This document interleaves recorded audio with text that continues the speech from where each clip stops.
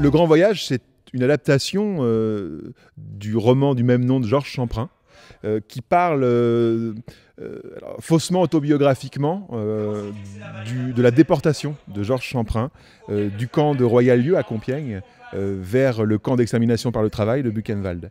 Et pendant 4 nuits et 5 jours, Champrin et 119 autres types sont enfermés dans un wagon de marchandises cadenassé. C'est l'occasion pour lui en fait, de raconter cette expérience concentrationnaire.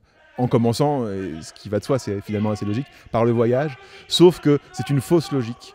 Parce qu'en fait, le roman et donc le spectacle ne se déroulent pas en 1943, année de déportation de Champrin, mais bien en 1963, où 20 ans plus tard, donc, il trouve la force d'écrire sur ce sujet.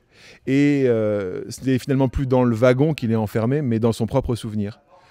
Souvenirs qui lui reviennent par bribes, souvenirs qui lui reviennent de manière étouffante, mais souvenirs aussi parcellaires, parce qu'on ne se souvient jamais de tout, parce que l'esprit humain a la faculté aussi d'oublier, et que 20 ans plus tard, ça devient nécessaire pour lui justement de retrouver les traces de cette expérience traumatique qui bouleverse évidemment, enfin, comment en serait-il autrement, qui bouleverse complètement sa vie. Mais laissez-le raconter, mon Dieu, le bref. Bien sûr, on n'en peut plus là-dedans.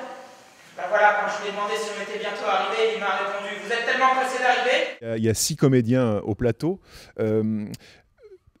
Champrin, en fait, dans son écriture, nous propose une série d'enquêtes, en quelque sorte, et d'énigmes à résoudre. Et notamment, il y a beaucoup de dialogues, certes, qui alternent avec des monologues. Mais on s'aperçoit, quand on descend dans la matière de son écriture, que finalement, les dialogues sont des monologues, et les monologues des dialogues. C'est-à-dire qu'en fait, ce dialogue qui se crée entre les personnages, c'est pas A qui pose une question à B, qui répond à B, et puis C s'en mêle. C'est en fait la même personne qui, dans cette enquête, dans son souvenir, qui essaie de reconstituer ce souvenir, se parle à lui-même. Putain, je me souviens. Non, c'est-à-dire je ne m'en souviens pas encore.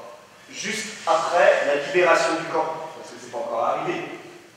C'est de nouveau le printemps. C'était le mois d'avril. J'ai aussi marché sur cette route et j'ai été dans ce village. J'étais dehors, mais je n'arrivais pas à goûter cette joie d'être dehors. Goûter cette joie d'être dehors.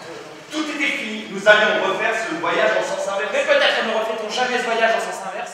6 personnes au plateau, ça nous permet d'instaurer une sorte de tension de la pensée et de la parole, puisque la parole, en fait, reconvoque le souvenir et reconvoque les personnages.